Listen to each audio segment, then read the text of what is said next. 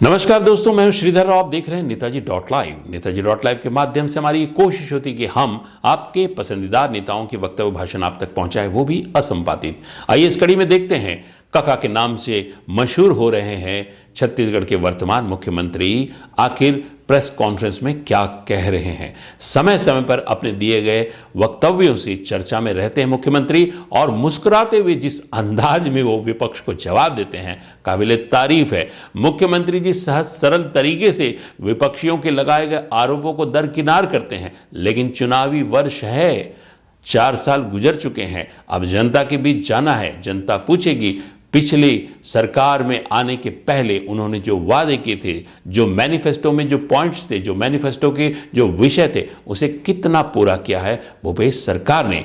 आखिर कैसे तैयारी है भूपेश बघेल की। लेकिन इससे पहले कि उनके तैयारियों के विषय में हम अगले एपिसोड में बताएं, आइए देखते हैं इस प्रेस कॉन्फ्रेंस के जरिए वो क्या कह रहे हैं छत्तीसगढ़ के वर्तमान मुख्यमंत्री भूपेश बघेल।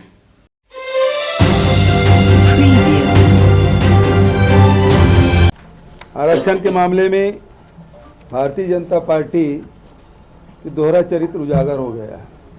विधानसभा में तो अनुसूचित जाति, जनजाति, पिछड़े वर्ग, ईडब्ल्यूएस के लिए आरक्षण सर्वसम्मति से पास करते हैं, लेकिन राजभवन के माध्यम से उसको लटकाए रखे हैं।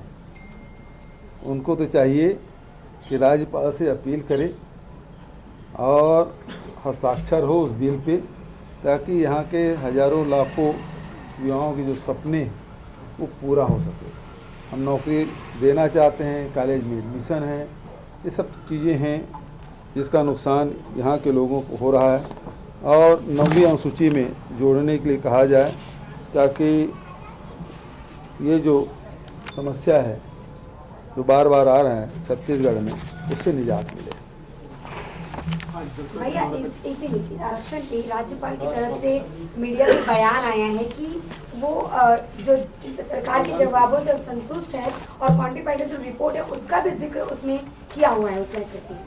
देखिए, पत्रकार लोग उनसे क्या बयान लिए मैं नहीं जानता, और उसी आधार पर मुझसे जो सवाल किए थे मैंने उसको जवाब दिया।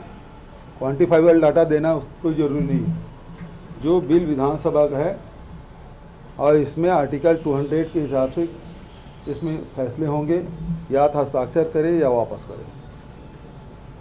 मतलब उसमें ये भी लिखा है कि इस जितना जल्दी हो सके उसको फैसला करना है।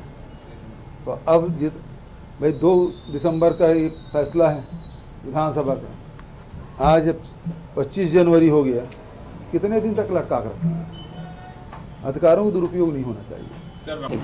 देखिए, कहीं का ये इनके आदत है कि तोड़ मरोड़ की बात करना। ये हमेशा तोड़ मरोड़ की बात करते हैं। वो कोई और बिल है, ये कुछ और बिल है, ये विधानसभा पारित बिल है, या आरक्षण है, देश में लागू है, इनको हस्ताक्षर करने में क्यों तकलीफ हो रही है? जब आप कर्नाटक में कर सकते हैं, यहाँ क्यों नहीं कर सकते? कर्नाटक के राज्यपाल के अलग दायित्व है और यहाँ के राज्यपाल के अलग दायित्व है, क्योंकि वहाँ भारतीय जनता पार्टी सरकार है। आप बढ़े हुए आरक्षण में वहाँ हस्ताक्षर कर सकते हैं, और यहाँ बड़े हुए हस्ताक्षर में आप नहीं करेंगे। बड़े हुए जो आरक्षण है उसमें आप नहीं करेंगे, तो ये दोहरा चरित्र कैसे चलेगा? और रमन सिंह तो हमेशा मतलब एक टुकड़ा पकड़ लेंगे और कहीं के बाद कहीं जोड़ने की कोशिश करते हैं। अभी लगातार, अब उस दिन बागेश्वर धाम के लिए जो बात मैंने की, कि मैंने कहा कि जो साधना करेगा उसको सिद्धि मिल जाती है, और सिद्धि मिल जाती है तो उसका दुरुपयोग नहीं होना चाहिए। ये रामकृष्ण परमहंस जी ने कहा, भगवान बुद्ध ने भी कहा, और हमारे जितने ऋषि मुनि उन्होंने कहा। और मैंने ये भी कहा कि ये चाहे फकीर हो, पीर हो, वो यदि इस प्रकार से करते हैं, या फिर वो चंगई सभा करते हैं, या हमारे हिंदुओं में भी इस प्रकार से प्रदर्शन करते हैं, ये उचित नहीं है। ये मैंने कहा। अब उसको वो रब दिखाई दे रहे हैं, तो उसके सपने में वही आता है। ये जैसे वो टांगा के जो घोड़े रहते हैं ना, उसको टोपा लगा रहता है। मतलब सर, रमन सिंह के सपने में भूपेश बघेल दिखने लगे हैं। बिल्कुल 24 घंटे, उसके अलावा कोई काम नहीं है उसके पास। एक अच्छा काम अभी हुआ है कि नड्डा जी नहीं है तो वो भारतीय जनता पार्टी के राष्ट्रीय कार्यालय में झंडा फहराने पहली बार उनको कोई दायित्व मिला है। मैं उनको शुभकामना देता हूँ, इसी प्रकार से काम मिलते रहे। दो तीन मुद्दे हैं जो रासुका के बारे में भारतीय जनता पार्टी यहाँ जो घड़ियाली आंसू बहा रही है। उत्तर प्रदेश में यदि छत भी गिर जाए तो इंजीनियर पे रासुका लग जाता है। गोकसी में रासुका लग रहा है। और तो और हद हो गई, जब बच्चे परीक्षा देने जा रहे हैं वहाँ यदि नकल पकड़े जाते हैं तो उसमें रासुका लग रहा है। शिक्षकों पे उसको मतलब संपत्ति रात 7 तक करने का आदेश, ये उत्तर प्रदेश में जो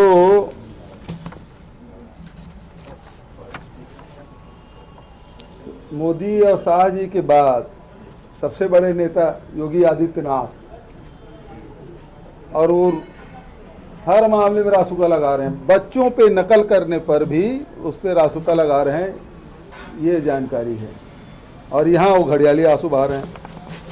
दूसरी तरफ महंगाई लगातार बढ़ती जा रही है। आटे की कीमत एक साल में 40% महंगा हो गया है। यदि सेंट्रल पूल से मार्केट में रिलीज नहीं किया गया तो और भी बढ़ सकता है।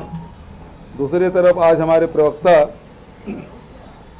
ने ये कहा है कि एक साल में 14 से लेके 22 तक के 66,249 रुपया प्रति व्यक्ति कर्जे में और इजाफा हुआ है। पहले 43,000 था, अब वो 66,000 और बढ़ गया है। तो प्रति व्यक्ति जो कर्ज है देश में वो 1 लाख से ऊपर हो गया है। ये इनकी उपलब्धि भारतीय जनता पार्टी की। हम लोग जा रहे हैं 29 तारीख को, शामिल होंगे। बहुत सारे साथी हमारे शामिल हो रहे हैं। इसके बाद एजुकेशन भी बहुत महत्वपूर्ण होना है। अच्छा, छत्तीसगढ़ में उसकी भी तैयारी हम लोग कर रहे हैं। अभी प्रभारी जी निरीक्षण करके गई हैं, हम लोग सब चर्चा की है। एक बार बैठक हो चुकी है। कमेटियाँ किस प्रकार से होगी उसके बारे में हमारे प्रभारी रविंद्र चौबे जी, मोहन मरकाम जी, राम गोपाल अग्रवाल जी, सब लोग बैठे थे और उसमें सब बैठ के सब, और पीसीसी के सब पदाधिकारी बैठे थे। तो अभी प्रारंभिक जो तैयारी है वो शुरू हो चुकी है। कल से हाथ जोड़ो यात्रा भी शुरू हो रही है। कल उससे वो कितना रिप्लिकेट हो पाएगा? तो राहुल गांधी यात्रा के जरिए मैसेज दे रहे हैं कांग्रेस। अब वो देखिए, उसको हम लोग को गांव-गांव, घर-घर, मोहल्ले-मोहल्ले पहुंचाना है। सितंबर में होगी, पहुंच चुका है। कुछ संकेत दे दीजिए कल क्या क्या घोषणा करने वाले। तो वो तो फिर वो मजा खत्म हो जाएगा। नियमित कर्मचारी उम्मीद जताए बैठी हुई कि आपको अभी तौफा समय देंगे। अभी समय है। धीरेन्द्र शास्त्री जी ने एक और हाँ जी? धीरेन्द्र शास्त्री जी ने एक और बात कही रायपुर अरे में। रहने दो भाई।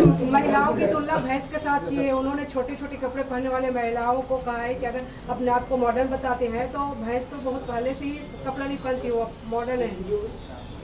देखिए एक चीज, हम ऐसे बयान पे मैं क्या उनको प्रतिक्रिया दूंगा। आपने देखा छत्तीसगढ़ के मुख्यमंत्री भूपेश बघेल अपने बयान के जरिए क्या कह रहे थे। हमारे इस चैनल में बने रहने के लिए हमारे इस चैनल को लाइक करें, शेयर करें, सब्सक्राइब करें। नमस्कार।